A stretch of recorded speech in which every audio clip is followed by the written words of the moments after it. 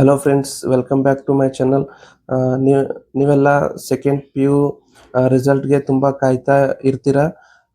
ಈಗಾಗಲೇ ನಿಮ್ಮ ರಿಸಲ್ಟ್ ಬಂದಿರಬೇಕಾಗಿತ್ತು. ಯಾಕಂದರೆ ಏಪ್ರಿಲ್ 7ಕ್ಕೆ ನಿಮ್ಮ ರಿಸಲ್ಟ್ ಬಿಡುಗಡೆ ಮಾಡ್ತೀನಿ ಅಂತ KSCAB ಅವರು ಅಫಿಷಿಯಲ್ ಆಗಿ ಹೇಳ್ಕೊಂಡಿದ್ರು. ಆದರೆ ಇನ್ನೂ ನಿಮ್ಮ ರಿಸಲ್ಟ್ ಬಂದಿಲ್ಲ. ವಿಡಿಯೋ ಕೊನೆ ತನಕ ನೋಡಿ, ನಿಮಗೆ ರಿಸಲ್ಟ್ ಬಗ್ಗೆ ಎಲ್ಲ ಮಾಹಿತಿ ಕೊಡ್ತೀನಿ. ರಿಸಲ್ಟ್ ಯಾಕೆ ಬಂದಿಲ್ಲ, ಯಾಕೆ ತಡವಾಗಿದೆ ಅಂತ ಸಂಪೂರ್ಣ ಮಾಹಿತಿ ಕೊಡ್ತೀನಿ.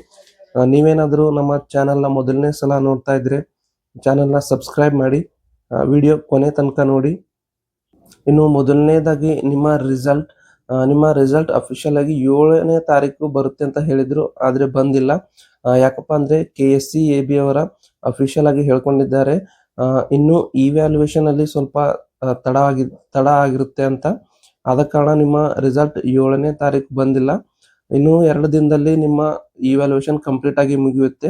ಏಪ್ರಿಲ್ 9ನೇ ತಾರೀಕು ನಿಮ್ಮ ರಿಸಲ್ಟ್ ಎನಿ ಕಂಡೀಷನ್ ಬರುತ್ತೆ ಅಂತ KSCAB ಅವರ ಅಧ್ಯಕ್ಷರಾದ ಪ್ರಕಾಶ್ ನಿಟ್ಟಾಲಿ ಅವರು ಸ್ಪಷ್ಟನೆ ಕೊಟ್ಟಿದ್ದಾರೆ. ಇನ್ನು ನಿಮ್ಮ ರಿಸಲ್ಟ್ ಎಲ್ಲಿ ಚೆಕ್ ಮಾಡ್ಕೋಬೇಕು ಅಂತ ನಿಮಗೆ ಕನ್ಫ್ಯೂಷನ್ ಇರುತ್ತೆ. ನೀವು ಸೋಷಿಯಲ್ ಮೀಡಿಯಾದಲ್ಲಿ ನೋಡಿರ್ಬೋದು, ನಿಮ್ಮ ರಿಸಲ್ಟ್ ಡಿಜಿಲಾಕರ್ನಲ್ಲಿ ಈ ಸಲ ಹೊಸದಾಗಿ ಡಿಜಿಲಾಕರ್ನಲ್ಲೇ ಬರುತ್ತೆ ಅಂತ ಸ್ವಲ್ಪ ನ್ಯೂಸ್ಗಳು ಬರ್ತಿದ್ವು. ಅದಕ್ಕೆ KSCB ಅವರ ಅಧ್ಯಕ್ಷರು ಏನು ಸ್ಪಷ್ಟನೆ ಕೊಟ್ಟಿಲ್ಲ.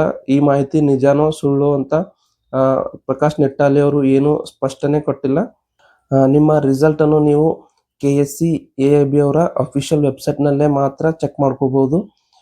ನಿಮ್ಗೇನಾದರೂ ಈ ವಿಡಿಯೋ ಇಷ್ಟ ಆದರೆ ಲೈಕ್ ಮಾಡಿ. ನಿಮ್ಮ ಸ್ನೇಹಿತರು ಯಾರ್ಯಾರು ರಿಸಲ್ಟ್ಗೆ ಕಾಯ್ತಾ ಇದ್ದಾರೆ ಅವರಿಗೆ ಈ ವಿಡಿಯೋ ಸೆಂಡ್ ಮಾಡಿ. ಹಾಗೂ ನಿಮಗೆ PUC ಹಾಗೂ KSET ನೀಟ್ ಬಗ್ಗೆ ಏನಾದರೂ ಡೌಟ್ ಇದ್ದರೆ ಕಮೆಂಟ್ ಬಾಕ್ಸ್ನಲ್ಲಿ ತಿಳಿಸಿ. ನೀವೇನಾದರೂ ನಮ್ಮ ಚಾನಲ್ನ ಮೊದಲನೇ ಸಲ ನೋಡ್ತಾ ಇದ್ರೆ ಸಬ್ಸ್ಕ್ರೈಬ್ ಮಾಡಿ.